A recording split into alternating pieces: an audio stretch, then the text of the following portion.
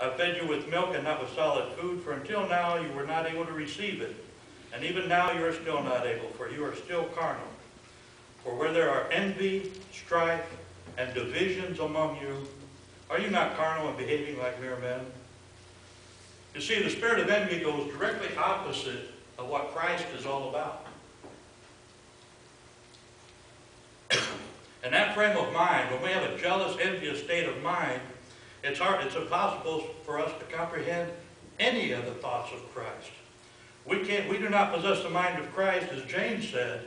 That wisdom is not from above, it is earthly, sensual, and demonic.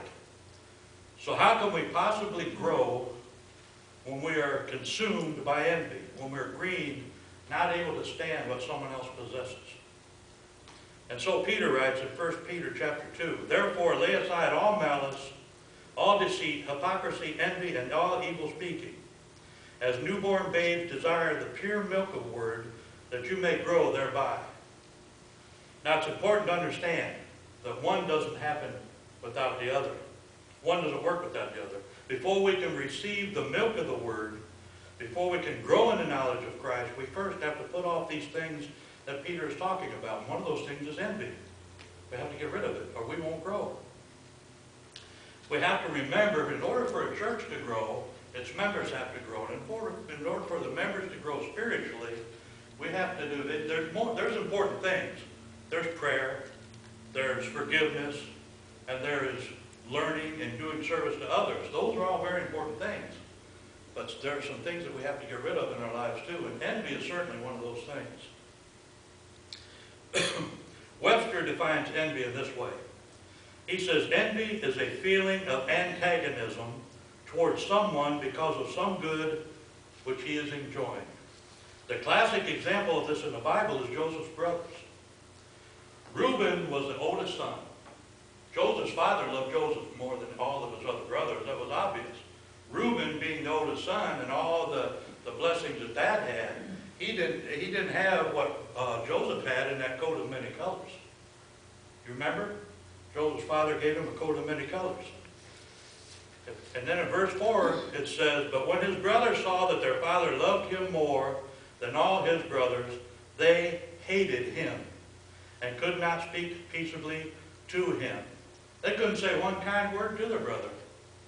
The hatred was so deep and the envy was so intense that they couldn't speak peaceably with their brother at all. I want to give you a few examples of that in today's church, how that happens. She does everything well. She cooks like Julia Childs. She's pretty. She looks good in everything she puts on. She raises her children with such ease that it almost comes natural to her. And we can't stand her because she's so good. Or him. He works tirelessly at his job all week long. And then on the weekends he volunteers for the fire department. His children are smart, good looking, do well in school. He gives of himself unselfishly, and we can't stand him because he's so good. Sound familiar? Have you ever seen that? That's what envy does. Vines, but sometimes this antagonism displays itself differently. It's important that we recognize the difference between covetousness and envy. There is covetousness and envy, but it's not the same thing. Covetousness says, I wish I had what you have. Envy says, you shouldn't have what you have, and I'm going to take it from you. Vines, in his definition of the biblical word envy, adds this thought: envy desires to deprive another of what he has. It's not enough to have the same thing. In many cases, we have more than the object of our envy. Envy desires to keep that person from enjoying what he has, to take it away from him somewhat. It's important. That's what Joseph's brothers wanted to do. When you go back to Genesis 37, you read, the original intent of Joseph's brothers was what? To kill Joseph. That's what they were going to do. They were going to kill him. But Reuben convinced them that we won't kill him, we'll sell him into slavery. But before they did that, look what it says here in Genesis 37:23. So it came to pass, when Joseph had come to his brothers, that they stripped Joseph of his tunic, the tunic of many colors that was on him. This Genesis account wanted to make it clear that that was the object of their hatred. That was the object of their envy. They wanted to strip that coat from Joseph. Not so they could wear it. They all couldn't wear it at the same time. That wasn't the purpose. The purpose was to see Joseph without the coat. And that describes how we have a perverse joy in seeing the suffering of the object of our envy. It's not that we want to cook or clean or dress or be pretty or raise our children like Superwoman does. We just don't want her to have all that. It's not that we want to do all the things that Superman does. It's just that somehow, some way, we're not really sure, but we suspect that somehow in his mind, he thinks he's better than we are. And the injustice drives us crazy. So instead of enjoying all the blessings that God has given us by their companionship, we try our best to depreciate their gifts with cutting or sarcastic remarks. We judge their motives. We do our best to ignore their good qualities. And we live to see them fail. Nothing can make us happier than to find some flaw in their character or some inconsistency in their behavior. Someone once said that love looks through a telescope, but envy looks through a microscope. And then after our microscopic evaluation of this person, we fail to turn up anything. We take it upon ourselves to spread lies and rumors and innuendo about them to bring them down, to bring them low, bring them low with a peg or two. And thus we ruin their good name. James says that you desire and cannot have, so you murder. This murder, as we've seen in the Bible, could actually happen. But more often than not, this murder is character assassination. We assassinate someone's character.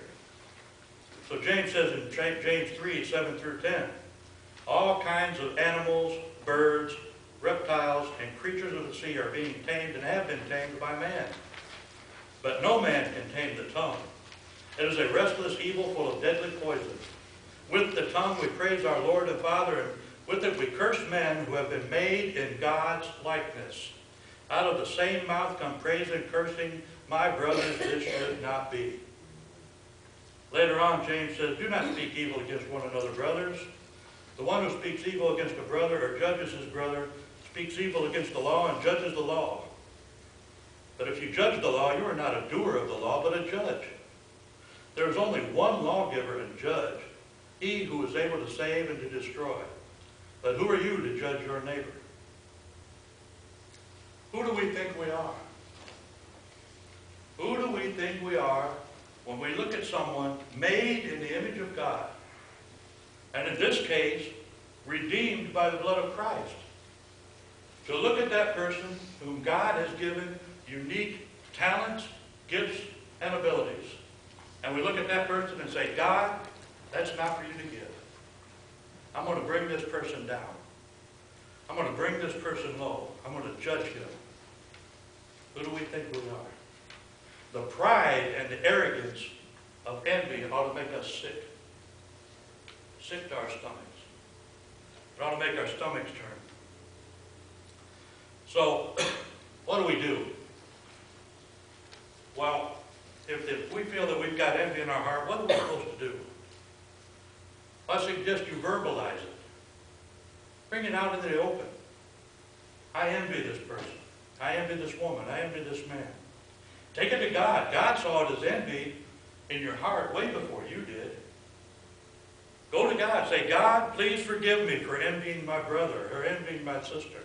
When's the last time we prayed that prayer?